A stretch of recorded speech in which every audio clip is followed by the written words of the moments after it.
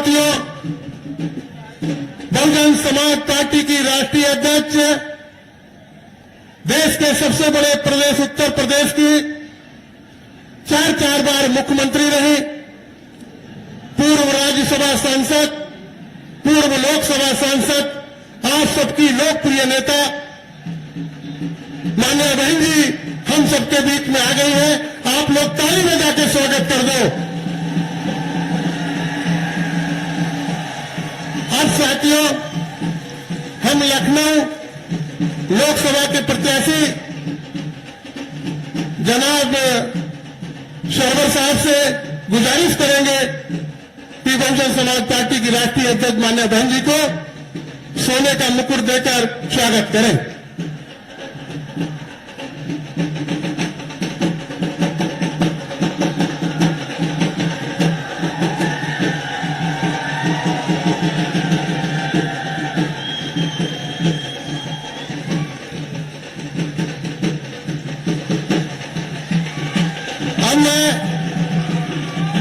मोहनलालगंज सुरक्षित लोकसभा के प्रत्याशी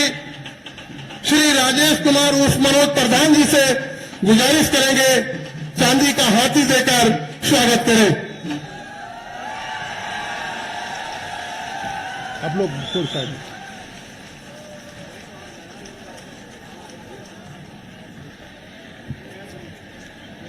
हम जो एक उपचुनाव हो रहा है पूर्वी विधानसभा लखनऊ से, वो प्रत्याशी माननीय आलोक कुशवाहा जी से गुजारिश करेंगे कि आप हाथी देकर माननीय बहन जी का स्वागत करें। आप लोग पीछे रहिए।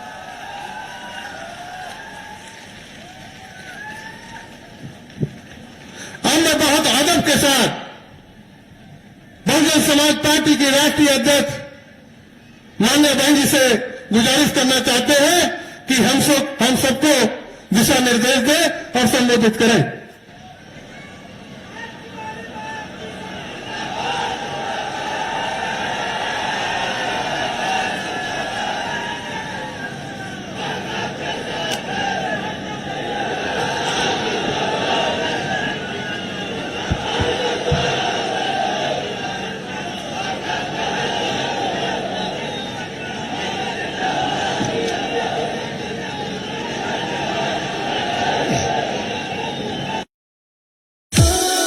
I'm too old for you. I don't know.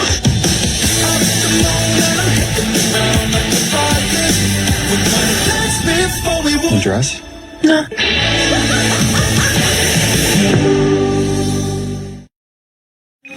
Builder से पूछेंगा, डीलर से पूछेंगा,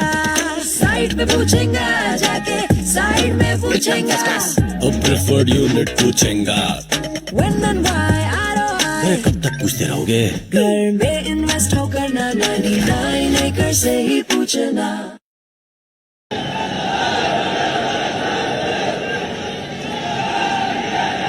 बीएसपी की इस चुनावी जनसभा में इकट्ठा हुए पार्टी के सभी छोटे बड़े पदाधिकारी एवं कार्यकर्तागण, आज आप लोग देश में व यहाँ आपके उत्तर प्रदेश स्टेट में भी लोकसभा के लिए हो रहे आम चुनाव में अपनी पार्टी के उम्मीदवारों के समर्थन में मुझे सुनने के लिए यहाँ इकट्ठा हुए हैं, तो उसके लिए मैं आप सभी लोगों का हार्दिक दिल से आभार प्रकट करती हूँ। वैसे आप लोगों को ये मालूम है कि हमारी पार्टी कांग्रेस, बीजेपी व अन्य किसी भी विरोधी पार्टी तथा गठबंधन आदि के साथ मिलकर नहीं, बल्कि अकेले ही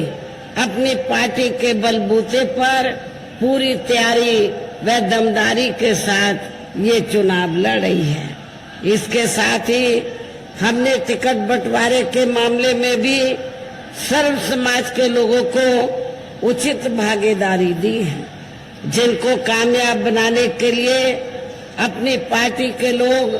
पूरे जी जान से लगे हैं। हालांकि आज यहाँ आपके इकट्ठा हुई अपार भीड़ व भीड़ के जबरदस्त जोश को भी देखकर अब मुझे भी ये काफी हद तक यकीन हो गया है कि पिछली बार की तरह इस बार भी आप लोग अपने प्रदेश से या लोकसभा चुनाव में अपनी पार्टी का बेहतर रिजल्ट जरूर लाएंगे। और इसके लिए अब मैं आप लोगों का ध्यान कुछ जरूरी बातों की तरफ दिलाना चाहती हूँ और इस संबंध में विशेषकर मैं कांग्रेस, बीजेपी व इनके अन्य सभी सहयोगी दलों के बारे में ये कहना चाहूंगी कि आजादी के बाद शुरू में केंद्र व देश के काफी राज्यों में भी ज्यादातर सत्ता यहाँ कांग्रेस पार्टी के ही हाथों में केंद्रित रही है, किंतु इनकी अधिकांश मामलों में रही गलत नीतियों एवं गलत कार्य प्रणाली आदि की वजह से ही फिर इस पार्टी को केंद्र में काफी राज्यों की भी सत्ता से बाहर होना पड़ा है तथा यही स्थिति इनकी सहयोगी पार्टियों की भी बनी रही है, जिसके कारण ही फिर पिछले कुछ वर्षों से बीजेपी व इनके सहयोगी दल केंद्र एवं काफी राज्यों की भी सत्ता में काबिज हो गए हैं, लेकिन इनकी भी ज्यादातर रही जातिवादी, पूंजीवादी, संकीर्ण, सांप्रदायिक व द्वेषपूर्ण नीतियों एवं कार्य प्रणाली आदि से तथा इनकी कथनी व करनी में भी काफी अंतर होने की वजह से अब ऐसा लगता है कि इस बार ये पार्टी भी यानी कि भारतीय जनता पार्टी भी केंद्र की सत्ता में आसानी से वापस आने वाली नहीं है, बशर्ते यदि ये चुनाव इस बार फ्री एंड फेयर होता है तथा आम चर्चा के मुताबिक वोटिंग मशीनों में भी कोई गड़बड़ी आदि नहीं की जाती है। और वैसे भी इस बार चुनाव में इनकी कोई भी पुरानी एवं नई चल रही नाटकबाजी, जुमलेबाजी व गारंटी आदि काम में आने वाली नहीं है, क्योंकि अब देश की जनता काफी हद तक इस बात को समझ चुकी है कि इनकी पार्टी ने अब तक देश के विशेषकर गरीबों, कमजोर तबकों, मध्यम वर्गीय एवं अन्य मेहनतकश लोगों को जो इन्हें अच्छे दिन दिखाने के असंख्य प्रलोभन भरे वायदे किए हैं तथा अनेकों हवाई व कागजी गारंटी भी दी है, तो उनका जमीनी हकीकत में अभी तक इन्होंने लगभग 1/4 हिस्सा भी कार्य पूरा नहीं किया है, बल्कि इसके स्थान पर इनका ज्यादातर समय व ताकत भी या इनके अपने चहेते रहे बड़े बड़े पूंजीपतियों एवं धनना सेठों को ही ज्यादा से ज्यादा मालामाल व धनवान आदि बनाने में तथा इन्हें हर स्तर पर छूट देने में व बचाने में ही लगी रही है, जिनके अधिकांश आर्थिक सहयोग से ही ये पार्टी व अन्य पार्टियां भी अपना संगठन चलाती हैं तथा चुनाव आदि भी लड़ाती हैं, जिसका काफी कुछ खुलासा बॉन्ड की आई रिपोर्ट से भी हो जाता है। इस संदर्भ में वैसे आप लोगों को ये मालूम है कि अभी कुछ दिन पहले माननीय सुप्रीम कोर्ट ने बॉन्ड की जो रिपोर्ट है तो इसको उजागर किया और उजागर होने के बाद आप लोगों को ये मालूम हो गया कि देश में बीएसपी को छोड़कर जितनी भी राजनीतिक पार्टियां हैं सभी राजनीतिक पार्टियों ने, कांग्रेस, बीजेपी व अन्य सभी राजनीतिक पार्टियों ने बीएसपी को छोड़कर तो ज्यादातर बड़े बड़े धन्ना सेठ और पूंजीपतियों से बॉन्ड के जरिए पैसा लिया है और उस पैसे से ये अपना संगठन चलाती है और चुनाव में पैसा पानी की तरह बहाती है। लेकिन जब ये रिपोर्ट आई तो आपको ये मालूम हो जाना चाहिए कि उस रिपोर्ट में बहुजन समाज पार्टी का कहीं पर भी ये जिक्र नहीं था कि बीएसपी ने किसी बड़े पूंजीपति या छोटे पूंजीपति से एक भी रुपया लिया। तो इसलिए यहाँ मैं आप लोगों को ये कहना चाहूंगी कि हमारी पार्टी जो संगठन चलाती है या दफ्तर आदि चलाती है या चुनाव वगैरह लड़ती है, तो हमारी पार्टी दूसरी पार्टियों की तरह बड़े बड़े पूंजीपतियों व धन्ना सेठों से पैसा लेकर ये सब कार्य नहीं करती है, बल्कि अपनी पार्टी के ही कार्यकर्ताओं से, अपनी पार्टी के ही सभी छोटे बड़े कार्यकर्ताओं से थोड़ा थोड़ा धन इकट्ठा करके मेंबरशिप के जरिए, मेरे जन्मदिन के मौके पर भी और चुनाव में भी लोगों से थोड़ा थोड़ा धन इकट्ठा करके हम संगठन को चलाते हैं और चुनाव आदि भी लड़ाते हैं। लेकिन दूसरी पार्टियों की तरह हम लोग बड़े बड़े पूंजीपतियों और धन्ना सेठों से कोई पैसा नहीं लेते हैं। इसके साथ ही अब ऐसा लगता है कि कांग्रेस पार्टी की तरह ही बीजेपी ने भी, यहाँ मैं ये भी बताना चाहती हूँ, जब जांच एजेंसियों की बात आती है तो जो भी पार्टी पावर में होती है, चाहे कांग्रेस पावर में रही हो या सेंट्रल में वर्तमान में बीजेपी, ये सारी की सारी पार्टियां, तो जो सरकारी जांच एजेंसियां हैं तो इनका इन्होंने राजनीतिकरण ही कर दिया है। सभी ये पार्टियों की सरकारें, चाहे केंद्र में कांग्रेस सत्ता में रही हो या वर्तमान में बीजेपी, तो इन्होंने सरकारी जांच एजेंसियों का दुरुपयोग किया है, ज्यादातर दुरुपयोग किया है, अर्थात इनका राजनीतिकरण ही कर दिया है। इसके अलावा देश के किसान वर्ग भी वर्तमान बीजेपी की सरकार में शुरू से ही अपनी विभिन्न समस्याओं को लेकर काफी ज्यादा दुखी व परेशान रहे हैं और अभी भी हैं। जबकि यूपी में 4 बार हमारी पार्टी की रही सरकार ने इनके हितों का भी हर स्तर पर विशेष ध्यान रखा है। आप लोगों को ये मालूम है, जब भी बीएसपी के नेतृत्व में सरकार रही तो हमने अपनी 4 हुकूमतों में तो किसानों को खेती करने के लिए समय से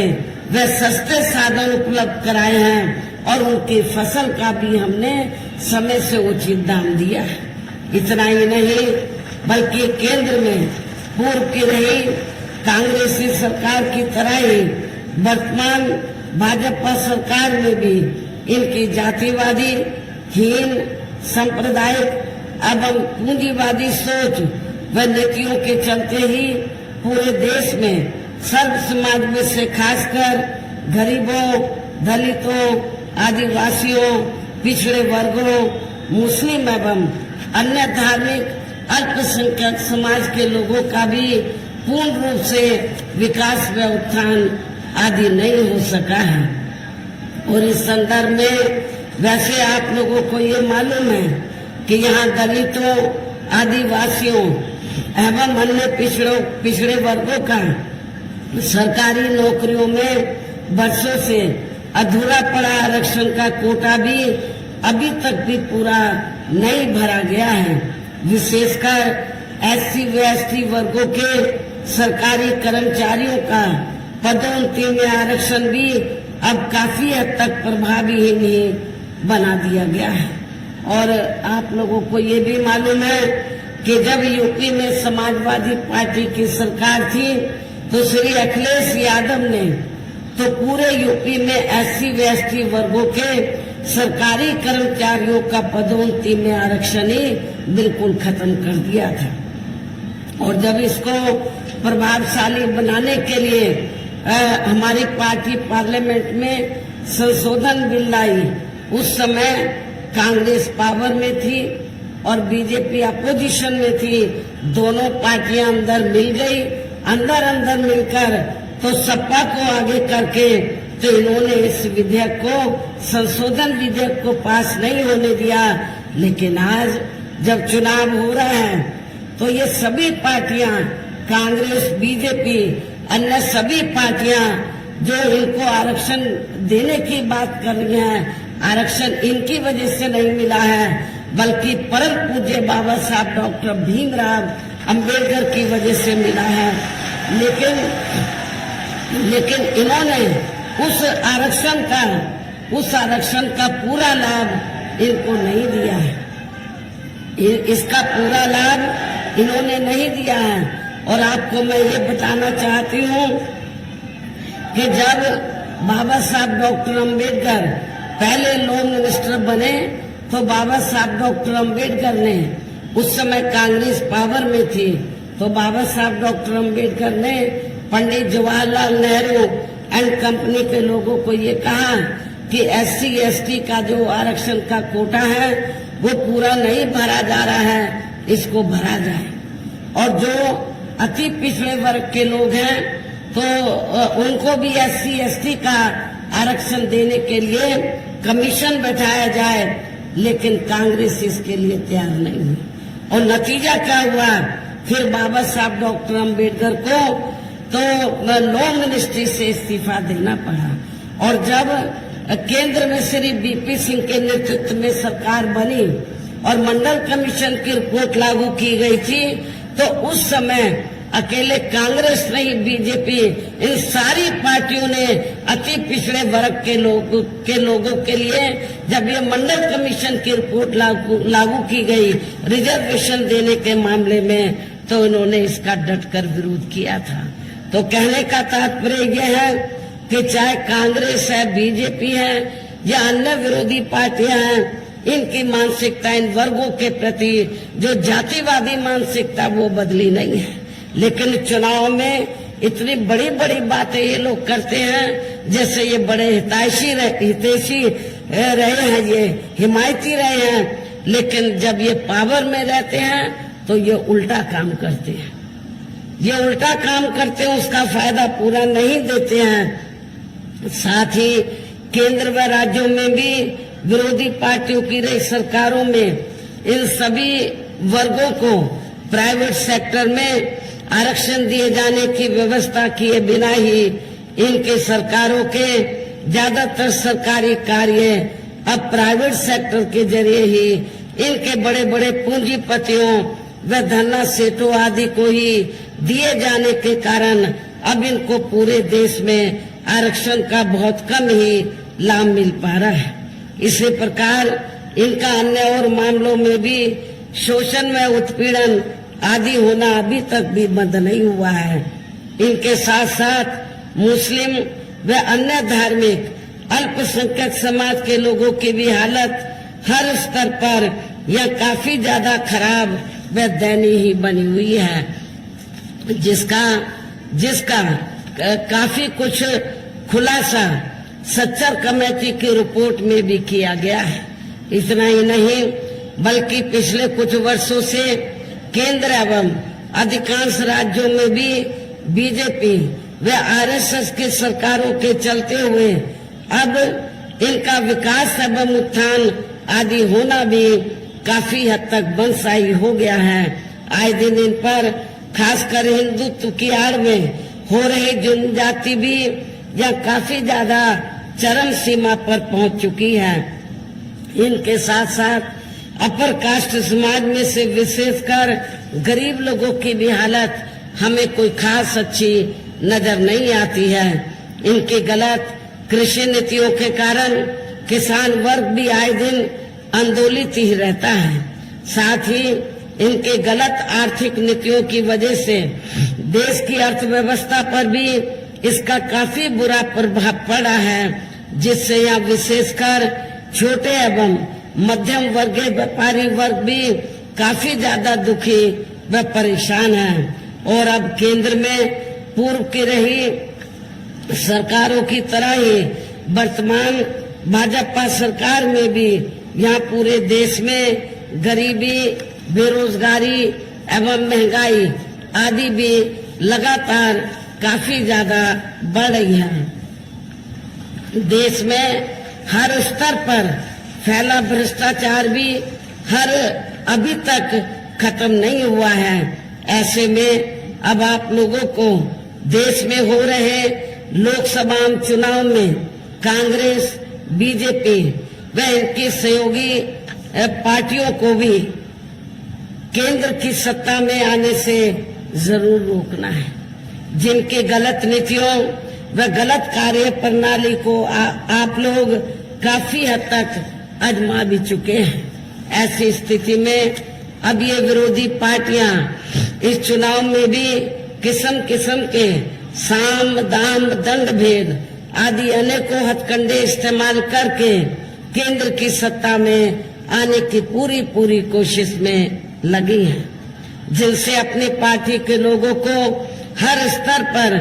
काफी ज्यादा सावधान रहना है। और इस मामले में विरोधी पार्टियां अपने अपने पक्ष में हवा बनाने के लिए खासकर मीडिया, ओपिनियन पोल व सर्वे आदि का जो बड़े पैमाने पर इस्तेमाल कर रही हैं, तो उनसे भी अपनी पार्टी के लोगों को बिल्कुल भी गुमराह नहीं होना है। इसके साथ ही विरोधी पार्टियों के विभिन्न रूपों में जारी किए गए इनके हवाई व प्रलोभन भरे चुनावी घोषणा पत्रों एवं वायदों आदि के बहकावे में भी अपनी पार्टी के लोगों को कतई भी नहीं आना है, जिन्हें ये पार्टियां चुनाव खत्म होने के बाद ज्यादातर अमल में नहीं लाती हैं और अब जिन पर से देश की जनता का अधिकांश विश्वास ही उठ गया है। यही खास वजह है कि हमारी पार्टी किसी भी चुनाव में अपनी पार्टी का कोई भी चुनावी घोषणा पत्र आदि जारी नहीं करती है। वैसे भी हमारी पार्टी किसी भी मामले में कहने में बहुत कम बल्कि कार्य करके दिखाने में ही ज्यादा विश्वास रखती है। और इस बात का सबसे बड़ा सबूत यह है कि उत्तर प्रदेश में 4 बार हमारी पार्टी के नेतृत्व में रही सरकार ने चुनाव में अपनी पार्टी के बिना कोई जारी किए गए चुनावी घोषणा पत्र के ही प्रदेश व आम जनहित में काफी कुछ ऐतिहासिक कार्य करके दिखाए हैं, जिनकी अब देश में अधिकांश पार्टियों की सरकारें काफी नकल भी कर रही हैं। जबकि इस मामले में हमारी पार्टी का ये कहना है कि यदि इन पार्टियों के स्थान पर केंद्र में हमें अपनी पार्टी के सरकार बनाने का मौका मिलता है, तो तब फिर हमारी पार्टी की बनी सरकार केंद्र में जहां अब तक की रही सभी विरोधी पार्टियों की सरकारों की तरह केवल हवाई व कागजी कार्य आदि नहीं करेगी, बल्कि उत्तर प्रदेश की तरह ही जमीनी हकीकत में ठोस कार्य करके दिखाएगी। और इस संदर्भ में खासकर मैं ये कहना चाहूंगी, केंद्र द्वारा देश में पिछले कुछ समय से अति गरीब परिवारों को अस्थायी तौर पर फ्री में जो थोड़ी सी खाद्य सामग्री दी जा रही है, तो उससे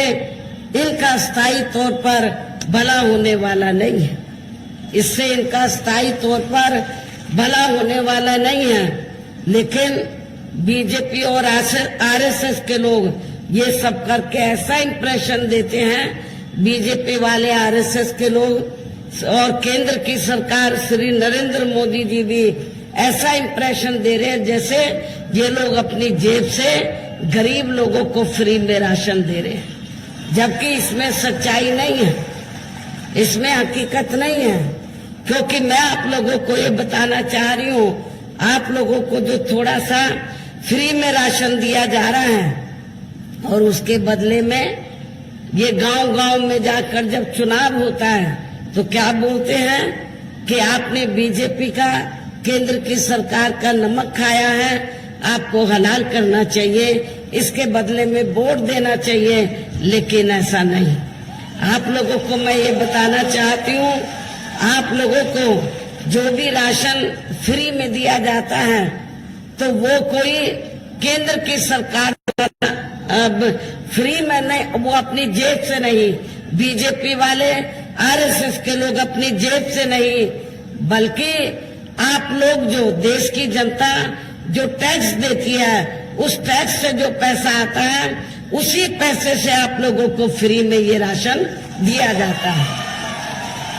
तो ये कोई बीजेपी और आरएसएस की मेहरबानी नहीं है, तो आपने अपना नमक खाया है, बीजेपी और आरएसएस का नमक नहीं खाया है। इसलिए आप लोगों को इनके बहकावे में नहीं आना है, बल्कि अपना एक एक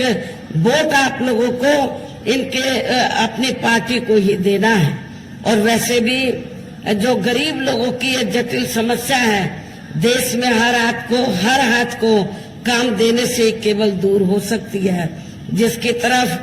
हमारी पार्टी की बनी सरकार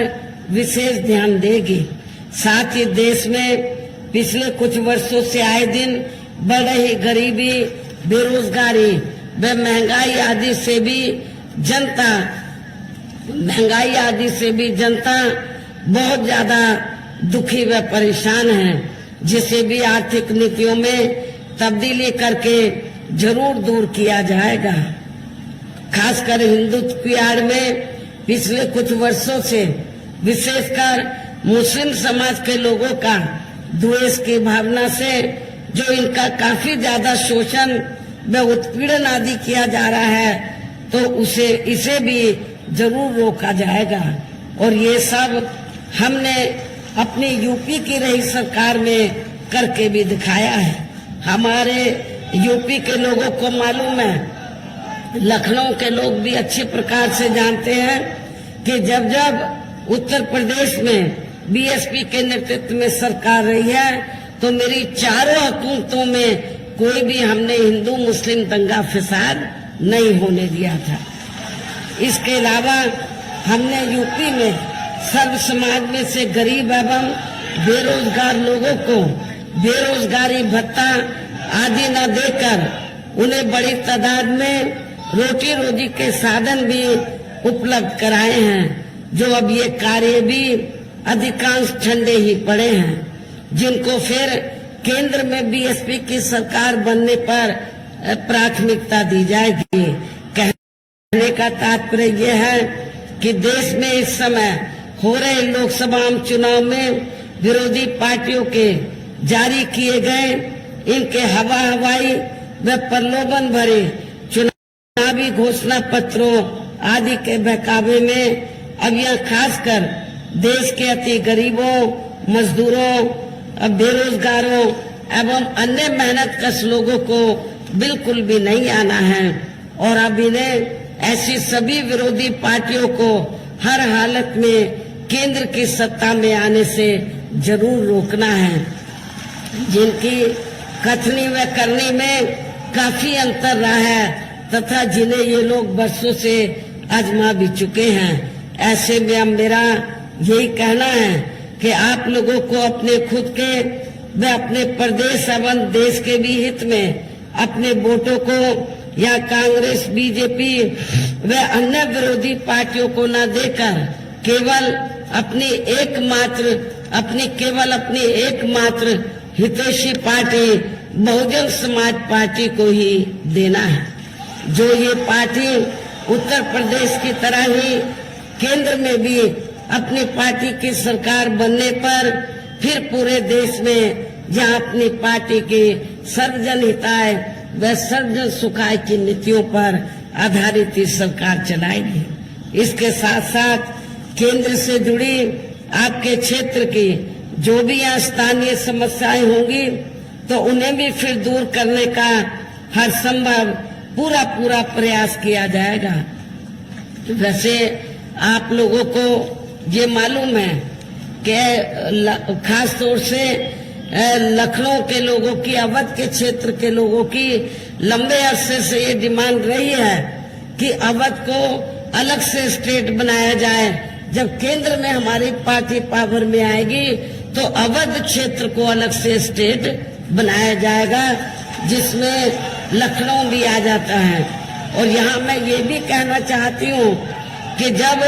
यूपी में 4 बार मेरे नेतृत्व में सरकार बनी तो हमने लखनऊ का सौंदर्यीकरण किया। लखनऊ की जो पहचान है तो वो बदल दी थी।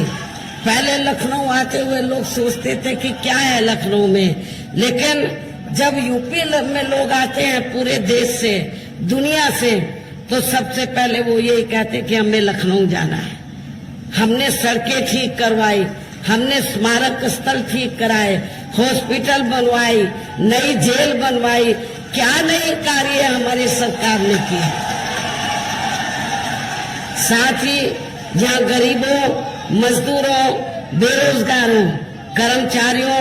किसानों, छोटे व्यापारियों एवं अन्य मेहनतकश लोगों के हितों का भी विशेष ध्यान रखा जाएगा। सर्व समाज में से खासकर दलितों, आदिवासियों, गरीबों, पिछड़े वर्गों, मुस्लिम व अन्य धार्मिक अल्पसंख्यक समाज के लोगों के विकास एवं उत्थान के साथ साथ हर स्तर पर इनकी सुरक्षा आदि के लिए भी सख्त कदम उठाए जाएंगे। और तभी फिर यहाँ वास्तव में अपने देश के महान संतों, गुरुओं व महापुरुषों में भी विशेषकर महात्मा ज्योतिराव फूले, श्री छत्रपति शाहू जी महाराज, श्री नारायण गुरु, बाबा साहब डॉक्टर भीमराव अंबेडकर एवं मान्यवर श्री कांशीराम जी आदि का अधूरा राज सपना जरूर साकार हो सकता है, जिनको यूपी में हमारी पार्टी की रही सरकार द्वारा हर स्तर पर पूरा आदर सम्मान दिया गया है। इन्हीं खास बातों के साथ ही अब मेरा देश में आपके स्टेट के भी हित में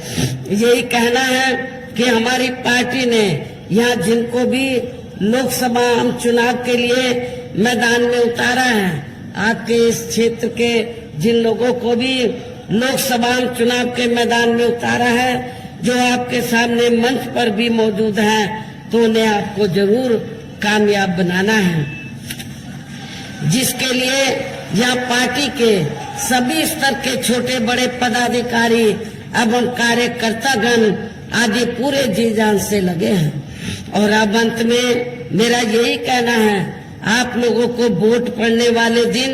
यहाँ बीएसपी के अपने सभी लोकसभा उम्मीदवारों को, अर्थात आप लोगों को मालूम है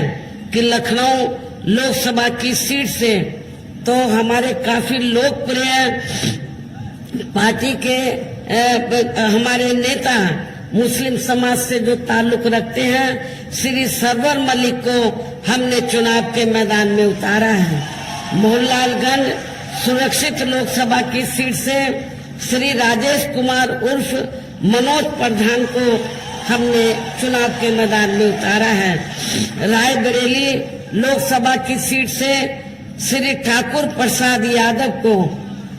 जो बहुत ही पुराने पार्टी के मिशनरी कार्यकर्ता हैं, तो इनको चुनाव के मैदान में उतारा है। अमेठी लोकसभा की सीट से हमने श्री नन्हे सिंह चौहान को, बाराबंकी सुरक्षित लोकसभा की सीट से श्री शिव कुमार धोरे को,